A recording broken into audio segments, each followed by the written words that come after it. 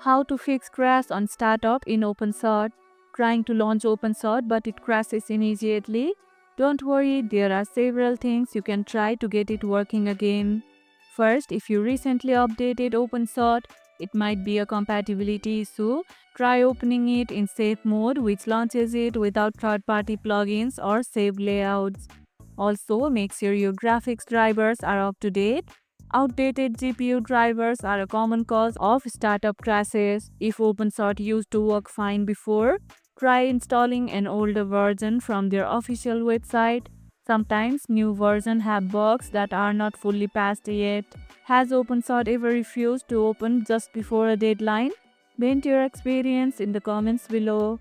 With a few of these traits, you can get Openshot running smoothly again. And if this video helped, hit the like button, share it, subscribe, and leave a comment. Thanks for watching, and I'll see you in the next one.